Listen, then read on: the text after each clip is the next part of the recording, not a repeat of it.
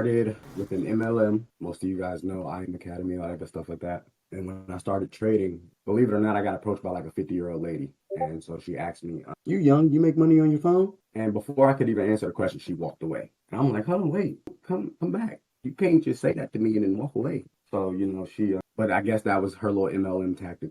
She got me, she wrote me in, she got me in. But the group that I was in was really focused on trading. And so I learned, I guess you could say very minimal, but what I did learn, I used it and I jumped out the MLM in about eight-ish months, 6 to 8-ish months, I doubt. And I kind of used the strategies that I learned there to continue trading solo. And I've been trading solo ever since late 2021. So been about 2.5 years I've been trading solo. The journey's been fun. It's been stressful and challenging, but I wouldn't want it any other way. Let's see, what else? What was your other question? What were your kind of first challenges that you encountered with trading? Maybe some first bigger loss or something, learning about some Consistent profit and trying to stick with a certain strategy. That was my biggest problem at first, trying to just figure out what works and just trying to make money in the market. Like I don't have that story of losing 10 to 20 to $50,000 in the market. I don't have that story, but I would, put $20 to $50 in and I would lose it. I'd put $20 in and I would lose it. I'd put another $50 in and I'd lose it. So the biggest thing for me was being consistent and also trying to figure out what I wanted to trade. I was jumping from gold to forex pairs, back to gold, back to forex pairs. So for you new people, figure out what you want to trade and stick with. Master that pair or a couple pairs, or if it's gold, or even if it's an indice, master it first before you start jumping all over the place, because it just makes it easier to learn how market structure works and how it moves when you're just looking at one pair, and it's less stressful. You don't feel like you just got to trade and place a trade. For me, when I was trading all these different currency pairs, I would scan 3-4 different pairs and I would just enter because I felt like I had to be in a trade. And so focusing on one pair can allow you to sit back and wait for the optimal entries and things like that. So that was one of my biggest problems in my new journey. Just, figuring out how to consistently be profitable and trying to figure out how I wanted to trade and what type of trader I wanted to be. And so you could say that decision to find the assets that you want to trade is one of the decisions, or the main decision that you made that helped you move forward to consistent profits? Yes, for me, and this is not going to be everybody's journey, but for me, when I decided to switch from forex pairs over to indices and focus on indices, I saw my profit, pretty much 10x within like the first month. So just learning and being consistent on one pair or one instrument and trying to learn how that instrument moves and how it respects structure and how it reacts to news and things like that, that allowed me to take my trading to the next level here recently in the last couple months. Okay, fair enough. So you're at this point now where with consistent profits, trading only indices, is there anything that you're thinking of doing this consistently, or you're thinking of upgrading your level somehow? You always want to level up. You don't ever want to stay stagnant. If you stay stagnant and you're not changing with the times, you're not going to level up. So you got to learn how to adapt and keep moving. I do plan on expanding my range, but maybe just in the futures range. I don't see myself going back to forex pairs just because, what's a pip? You know what I'm saying? What's up here? But in all seriousness, I don't see myself going back to forex pairs. So I do see myself expanding in the indice range. So yeah, just try to stick to one pair, one instrument until you learn what market really wants to do, and then from there, y'all can expand y'all range. Always expand, always learn, always be willing to take somebody else's ideas and biases and realistically look at somebody else. Like, for instance, anybody that's in the indices chat know that a lot of times me and Lambo Alex, we won't have the same viewpoints. But I don't sit there and I don't argue about it, and we don't bash each other on it. We just kind of sit back and wait. We talk about it. We give each other game, and then we react. So, you know what I mean? It's everybody's gonna have a different opinion. Everybody's gonna have a different viewpoint. A lot of times you gotta lock that out. You gotta have tunnel vision, and you gotta stick with your bias. But as far as that, so you want me to share my screen now? I just want to ask you one more thing, then you can share it. How long would you say it took you to learn the first pair? To learn how to trade with the first pair you chose? So the first pair I chose to trade with was USD JPY, and it probably took me 3 to 4 months to learn its true movements and how it reacted to things. But even though I was trading it during that time, during the beginning of my trading journey, I wasn't really looking at market. I wasn't looking at market structure. I wasn't looking at highs and lows and things like that. I was following indicators. If all my indicators matched up and it gave me a sell confluence, selling, and vice versa. So I wasn't really analyzing the market my first couple of years in the market until I really started to sit down and realize that I can make more money actually sit down and analyzing the market instead of following these indicators. That's when I really started to learn the pair. So it probably took me 2 months once I really started to analyze it and mark up support and resistance and key levels and things like that. Indices took me about 2 weeks, but that's because I had already been looking at forex pairs for years. And so switching from a forex pair to an indice, as far as market structure and marking up key levels and things like that, it wasn't too much of a difference. It was just learning that obviously an indice is going to be more volatile, it's going to move quicker, it's going to move faster. So you just got to learn things like that. But for the most part, if you're serious about it and you're putting in the time, I mean, anybody can learn these movements from as little as 2 weeks to as long as maybe 6 months. It just depends on how much time you have to sit in front of the charts and practice and demo trade. You're not going to learn nothing by reading.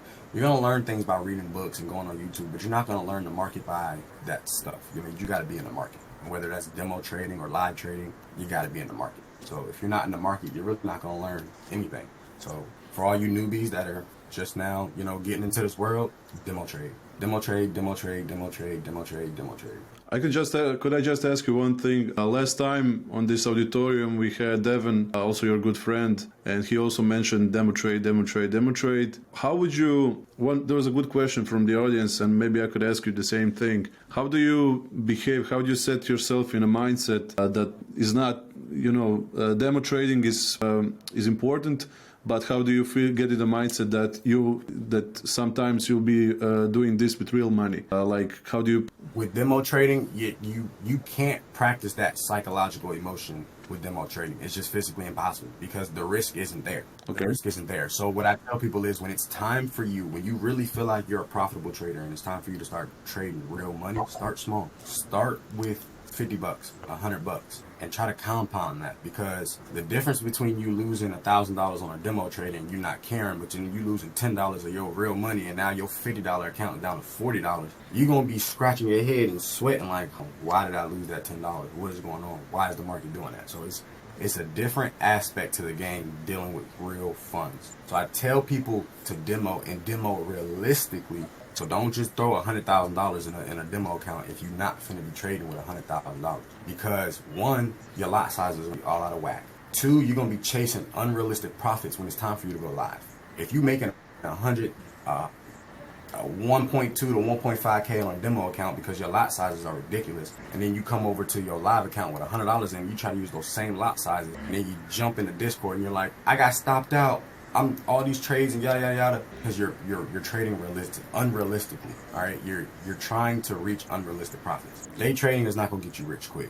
It's a grind. So if you're not a funded trader and you're trading a small account, don't expect to quit your job by the end of the year. Just don't. Keep your job. Use the money that you use that you gain and profit within the market to either keep you afloat, like I do, or use it for side hustles, side things, whatever you want to do to live your life. But if you are not a funded trader and you're not making 1.2 to 1.5K a day realistically, then you need to keep your job.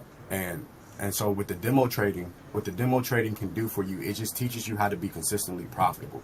It's never going to teach you how to trade with or without emotion, because realistically, demo money is fake. There's no risk to it. Yeah, there's no reward, but there's no risk to it either. And so that's why a lot of people take demos and kind of, they start to, their head swells when, they can make $10,000 on a demo account, but then they can't even make $10 on a real live account because it's different. And you see one candle go in the opposite direction and you're ready to pull out the trade. So you just got to learn that with real money, there's a different attachment to it. And all these, I have a lot of full-time trader friends, Devin being one of them. I got a friend from high school, that's another one. They'll tell you when it's your actual money in the market, it's a little different. You know what I'm saying? It's a little different of a mindset because, for instance, one day I set a trade on one of my challenge accounts and I forgot I said it. Yesterday I opened up the demo account and I was $2,000 in profit. No. I would never do that on a live account. I would never just set a trade and walk away and forget about it, because in the back of my mind, I would be telling myself, you got to trade open, you got to trade open, you know? So with the demo trading, it's never going to teach you realistic psychological emotion practice. If you're going to do that, throw 20 bucks, throw 50 bucks into the market and practice your psychological emotions with that small account. That's going to allow you to be able to trade with bigger funds in the future. So if you don't forget about your trades, so I assume you don't set a stop loss, or you have a mental stop loss? So I now have mental stop losses because I kept getting whipped out of trades, and I would get whipped out of trades and then price would literally shoot in my direction. And then it happened right around the time I started trading indices, because they move so fast. Price will come down, touch my stop loss, basically liquidity grab, and then shoot in my direction. And so I kept getting tired of that. So because I'm able to manage my trades throughout the day, I do not set physical stop losses anymore unless I'm getting up and I'm walking away from my trade. That one I just so happened to forget about. I'm human. I had a lot of things going on, and I just so happened to forget. Thankfully, when I opened it back up, it was in profit. I could have opened it back up and that account could have been gone. Yeah. You know, so that's the double-edged sword on it all. But I do not set physical stop losses. I'm not condoning that. All y'all in this little audience right here, set your physical stop losses if you can't manage your trades. If you're not going to be sitting in front of the screen managing your trades, set a physical stop loss, because anything can happen. Platform can shut down. Anything can happen. Anything can happen. Your phone could lose signal. Your phone could die. Your phone could break. Anything can happen. You could drop your phone, not be able to log back into your account. Anything could happen and you not be able to manage that trade. So if you're not going to be managing your trades, set a stop loss, because at the end of the day, you don't want your account to be blown. When you get that notification from TradeLocker saying that you are in margin call, that's a bad notification to get. Okay, thanks, Coach. I think that it's a really good advice, and but I would say set your physical stop losses, and also be in front of the screen every day and try to follow your trades and everything. We can get back to all of this a little bit later. If you can just jump in and share your screen now, I think that we would love to see how you're doing it, and how you can give something more a little bit specific to the audience. If anybody has any questions, just drop them in chat and we'll see. Locker, right there, my screen. Good. Sorry, guys. Give me 1 second and go live. Y'all can see my screen? We good to go? Can y'all see my screen? Yep, we can. Yeah. Okay, cool. So with this, so basically what I do is I can delete all this. So me personally, I start on the daily. And so what I do is every day when I wake up in the morning, I open up the daily, I look at what the daily's doing, and I mark up highs and lows from previous day. So I go here, boom, there's one, change my color, we'll go there. All right, boom. And I change size of the lines, because that just tells me that's the daily. All right, so boom. From there, I jump down to the hour, and I'm looking at key levels where you see rejection and price change on the hour. So here's a good level right here, right? So I will go here, and I will mark up 550. I like psych levels, so I like round numbers, because the banks like round numbers. So if the banks like round numbers, CoachT like round numbers. You know what I'm saying? Boom. All right, I do something like that, and I'll change it to like green. Okay, so boom, I got that one. Let's see. I like where it's at now. So 450. I'll do another one there. Like I said, I like psychs. I like psych numbers. So we'll go there. And then I'm not 625. So boom, I'll mark up 625.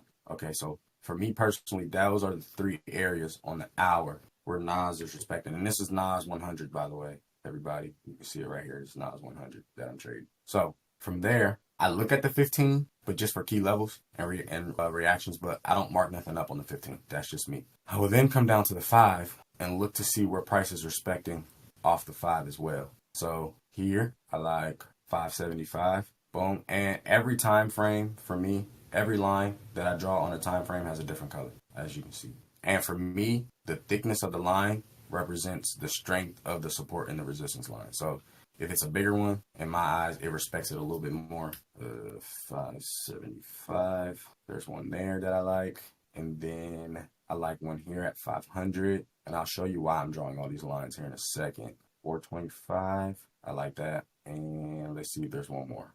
475. Yeah, let's go with 475. All right. Boom. All right. So is Monica in here? All right, Monica not in here. She be making fun of me saying boom all the time. All right, so boom. So I mark up these key levels. These are key psych levels. And I mark these up because if you look Look how price respects every single one of these levels, okay? It broke through yesterday's high. It came, bounced off it, respected it. Came through, respected it. Came up, bounced off this area, and tanked. All right, but once it tanked, right, ignore the yellow lines or the orange lines from now. I said yellow, I'm sorry. Ignore the orange lines from now. When it tanked yesterday, right, and it had that big drop, what level did it respect off of? That hour, right? So we got to bounce off the hour. But then it came through and it broke through the hour, creating that lower low. But it bounced right off of it and respects. Nas likes, in my opinion, Nas likes to respect these whole numbers, right? And if you notice, look at it right now. Look where price is currently at right now. It looks like it wants to respect this level. So that's how I trade Nas. And then I just sit back and I wait, depending on what I want to see happen that day. I sit back and I wait for it to hit an area, and I wait for a rejection or reaction off that area. So like, for instance, I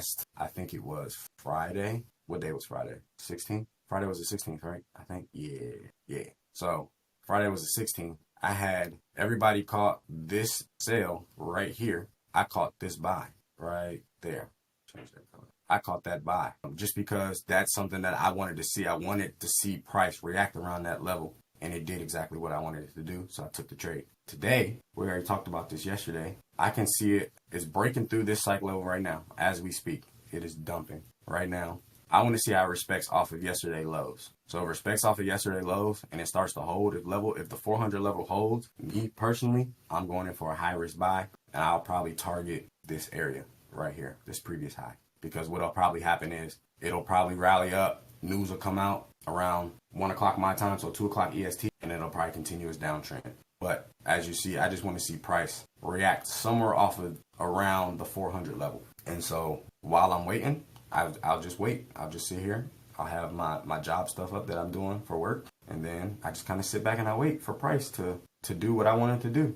But I never enter in the middle of a candle. I always wait for my candles to close. I don't know if any of y'all that remember from a few weeks ago. I always let my candles close. I will never enter in the middle of a candle. I always let my candles close. Unless I'm trying to catch a sniper entry and I feel like that candle's not going to respect that level, then I will go in but I would wait about halfway through the candle. So I'd wait about 2-ish minutes through the candle. But that's just pretty much how I mark up key cycle levels, just like this. This is pretty much how my chart looks like all day. And once I mark up levels, I won't change them. I'll probably add a level here and there, but depending on how it respects a level during a certain time frame, I may change the thickness of a line. So let's just say a 17,425. If it starts to respect that level on the 5-minute time frame heavily, I'll change the thickness of this line to a little thicker, because that tells me that's a greater area of support. And so that's just kind of how I keep my chart organized. A lot of people like boxes. I still do like boxes every now and then. If I'm trying to catch like a true range, I'll throw a box in there and I'll kind of wait for it to respect somewhere off of that range. But I've kind of gotten away from the boxes only because, and this is just my personal preference, boxes make me a little bit antsy, as to where a line, I got to be a little bit more patient. And with being a little bit more patient allows me to get, for me, at least in my experience, the better entries. Because a zone necessarily, it could touch a zone and then blow through a zone. But in my experience, if it's touching a line, so to speak, it may blow past the line a little bit, but it's gonna respect the natural area of that line. So for me, zones make me a little too antsy. I'll see it touch a zone, or I'll wait for it to respect a certain area of the zone, and then I'll end up missing my entry. So with lines, it just makes it a little bit easier for me to catch optimal entry points. But other than that, this is how I trade Nas. It's nothing special. It's nothing. It's not rocket science or anything like that. I just wait for it to respect off of certain levels. But if you really look, like, it literally respects off these key levels. Every major turn is respecting off of, or somewhere close to, a key psych area, right? Every time price rejects somewhere, it's rejecting off of a key psych area. And so what I'm looking for, the next bounce somewhere around this area. That's what I'm looking for. It may blow through this area, and I may blow my account today. I'll blow my account, risk management. But I could be wrong, and we could see more sales. I want to see a bounce to the upside, though, at least for the first part of the day. Is market open? Yes, market's been open for 15 minutes now. So we will see. But if any of y'all are in here trading Nas, Coach T is looking for longs if it respects this area. If it respects this area, I will go long, but I'm gonna probably wait a couple more minutes, probably another 15-ish minutes to see how it respects this area, just to see.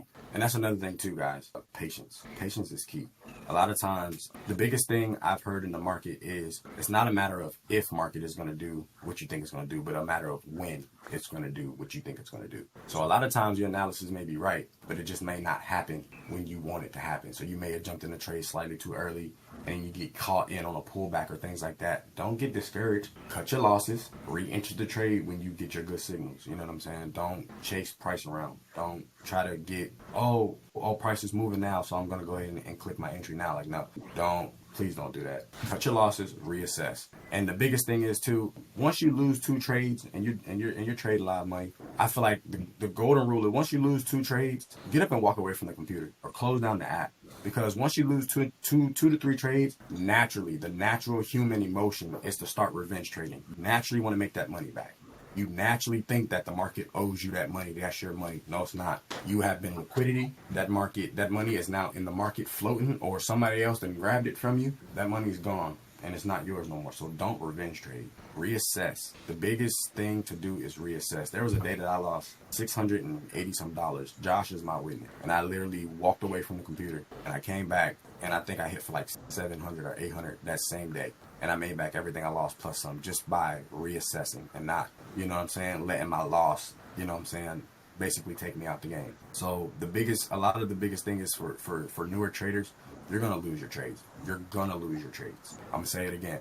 You're going to lose your trades. All right? You're going to lose. You're going to lose your trades. Cut your losses. You cut your losses, you're going to stay in the game. All right? And then reassess and enter back in the market. You know what I'm saying? But you got to do it with a clear head. You got to do it with a clear head. If you don't do it with a clear head, you're just going to be chasing price around.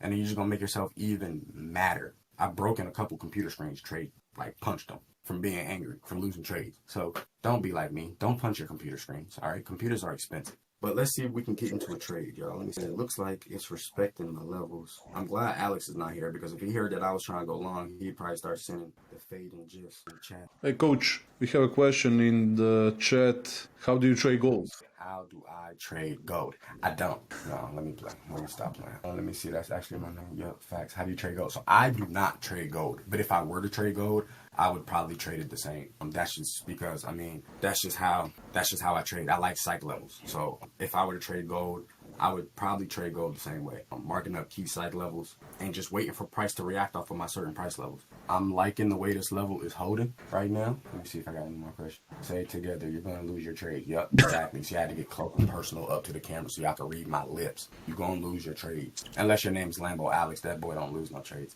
But, so, in about probably another 60 seconds, I'll probably enter a trade if it continues to hold at this level. And I'm going in for a very, very high risk buy. I'm not a financial advisor. So if you blow your account on this trade, don't DM me telling me that you lost the trade. Oh my goodness. All right. So There's another question now. Do you recommend entering on a different time frame or the next day? Nah, so a different time frame or the next day. Can you elaborate your question? Do you recommend entering on a different time frame? So for me, I only enter my trades on the 5 minute. I won't enter my trades on any other time frame but the 5 minute. I use all the other time frames to basically get a bias of what I want this to do and how I want to see price react. Other than that, I won't enter a trade on another time frame besides the 5. Would you say that that's one of the most important advices that you also have, like learn how to trade specific assets and also choose your time frame? Yes, being comfortable while trading is one of the biggest things. And look, I think I missed my engine starting to move up. But yes, I think learning one instrument and just basically assessing my risk on one has allowed me to become a better trader. 100%, 110%. Okay. Feel free to write any more questions if you have. If not, another important thing, fellas, if you miss your entry, right? Don't freak out, because a lot of times if you miss an entry, if price is not ready to move, it'll always come back and retest where you think your entry should be. Once you lose a trade, and also my apologies, I was referring to different time sessions like 1 minute. Okay, so once you lose a trade, do you recommend entering on a different time frame? No. Stick to a time frame. Stay comfortable. Trading comfortably is what's going to make you your money. If you're uncomfortable in a trade, if you executed a trade and you didn't even think that that trade's going to play out, close out the trade. Don't even let it play out, because once you lose that trade, you're going to be even more mad at yourself that you entered that trade when you knew in the back of your mind that, you know, it wasn't going to play out. So if you have the slightest bit of doubt that the trade is not going to play out, pull out the trade.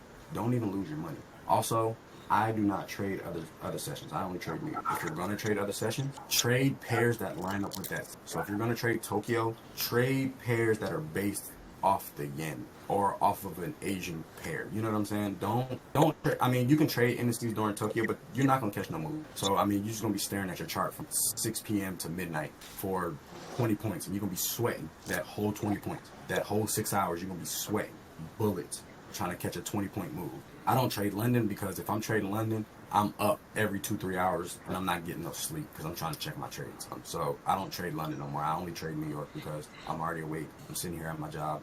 I get my job done while I trade, so it kind of works out. What time does New York session start? It doesn't matter which pair I trade during the session. New York session starts 9:30 EST. Some people call it pre-market 7 or 8 o'clock EST. But market truly opens 9:30 EST, and then what does it matter which trade? I mean, no, not necessarily, but I mean, you're gonna see trades that are pairs. If you're talking forex pairs that are based off of the U.S. dollar are gonna move faster during the New York session than they would during Tokyo or London, just because they're based in the U.S. That's when banks are open. So if banks are open, money is moving, so that pair is going to move. Banks are executing orders. So that's kind of how that plays out and how that correlates. Now, it doesn't always work like that. There's days where a yen based pair may move crazy during a New York session or a London session. That happens. But that's another reason why I got away from forex, because forex pairs, you got to know currency strength. You got to know what's going on in the market. If it lines up with the session,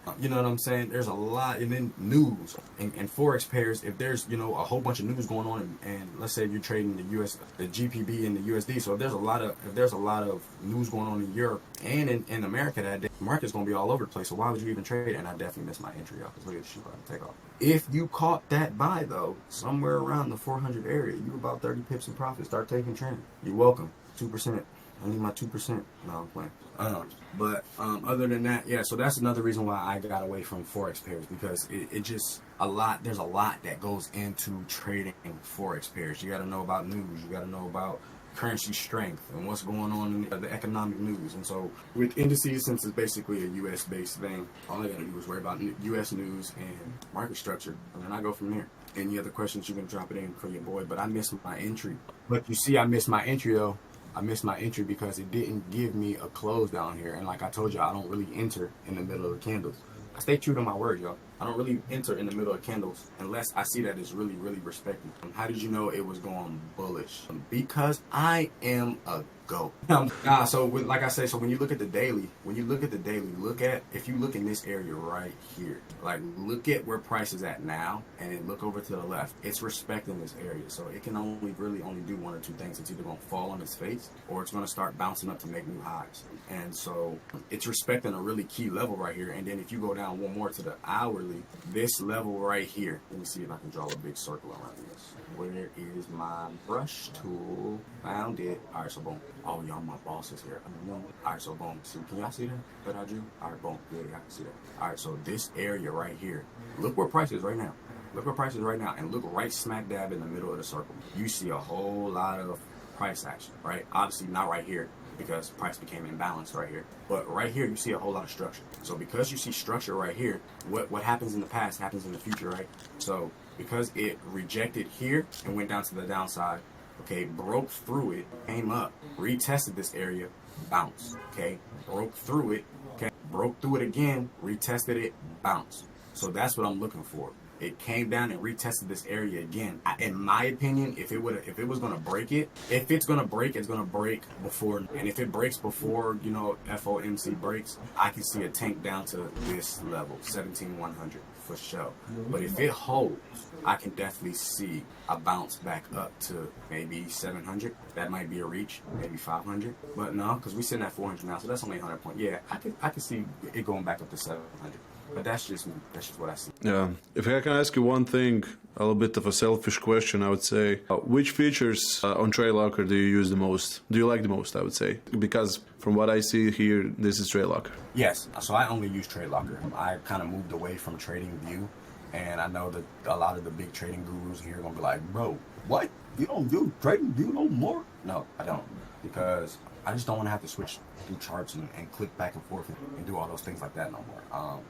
I understand there's going to be a little bit of a lag if, there's different data points and things like that, but so what? I mean, if you're waiting for your entries anyway, if you're waiting for what you want to see market do anyway, I mean, you can catch optimal entries. So I think my favorite features on here is just being able to, just not having to have, three different screens up, having MetaTrader up, having TraderView up, and then having to do the the arbitrage math, and I don't even know if I said that name right, that word right, but having to do the math and having to figure out, okay, is this my entry point or do I have to wait a little bit longer and things like that. So for me, just having everything on one screen, and then this right here is my new favorite piece, right, this little floating thing right here. Just having it all right here, and I can just be able to just sit down and trade. I don't have to do too much no more. It's not. And as y'all see, like, I don't use indicators. Like, I don't use indicators. I don't even have a template saved for indicators. I was using the RSI and a couple EMAs, but I just recently got away from those because, they don't work. If you can just use regular price action, market structure, and just be patient, I promise you're going to get good entries and you're going to be able to trade a lot better. Indicators do work for people. I'm not saying they don't work, but, you know what I'm saying? I feel like, put like this, I got a friend that, and I know I say this a lot, I got a friend that he's a legit day trader, bro. He does not use indicators. That's not. He marks up his charts. He uses supports and resistance. He's a funded trader, and he just trades strictly off of price action and support and resistance. Like, he doesn't use indicators. And he's not the only trader that I know that doesn't use indicators. So I think that we can close this off. There was just one more question that we skipped from Light. What's your percentage of risk management? Percentage of risk? Okay, so my percentage of risk management, I don't really look at it as a percentage anymore because I use a small account to trade. As you see right here, there's only $100 in my account. I trade small accounts, so realistically, it's about 4%, but it shouldn't be. Don't risk no more than 2 to 3% of your account, guys, because at that point, you're just playing with fire. So for me, like, it's normally about a 25 to 30 point stop loss. So realistically, I'm looking at about 30% of my account being gone if I lose that trade. So that's why I don't lose my trades. But you're gonna lose your trades. But CoachT don't lose his trades. You know what I'm saying? I lost a trade yesterday though. So you just gotta know how to cut your losses, man, and just know that another reason why I trade with a smaller account. Ooh, look at Nas. Look at the pump. And I missed my entry talking to y'all. No, I'm playing. But you just got, like I said, you just gotta know the game, man. And just cut your risk down. Cut your losses. Don't let the loss play out. Don't try to hold it because you thinking that, price is gonna come back in my direction eventually. Like, no, don't do that. Cut your losses. Get out with your L and then reassess. But hey, if you caught the buy, you have 75 points. I hope you're taking your trim. Take some market off. Take some profit off the table. Okay, Coach. I don't think that I can hold this anymore because you're going to lose more entries. I don't want you to do that. If people are following this and trade it like Coach is saying, you're probably in profit right now, and I think that me and myself and Coach are really happy for you. So, Coach, I'm going to leave you to it. Thank you all for listening. I think we had some pretty interesting questions and heard a great story from Coach. Coach, if you have something else to say, feel free to add it. But no, I'm good. I appreciate y'all tapping in. Keep on the lookout for some more longs for Nas. But be prepared if y'all gonna trade Nas. Be prepared for it to reject and maybe start tracing back down around the 550 area. Also, your boy's Instagram is back. I'm about to drop it in the chat right now. Hold on. Drop your boy a follow. I may not follow you back. I don't know yet. It just depends on what your profile picture look like. You're gonna follow me back? It's a really good profile picture. Okay, thank you. I'm doing it as fast as I can. Thank you guys for joining in. Tomorrow we have Devin again. He was last week. And on Friday we have Lambo Alex, the opposite of what Coach is saying. I'm kidding. But yeah, that's mainly it. I'm going to announce the auditorium for next week soon. We'll probably have some more new, different, interesting speakers, and leave us some kind of feedback on this session in the general chat in Discord. It was great to It was great to have you all here, and thank you, Coach, once again for your time. Appreciate you guys. Hey, the fallen child. I need that 2%. Let me go ahead and slide my DMs. I got you. No, I'm playing. Y'all have a good day. Bless y'all. Cheers.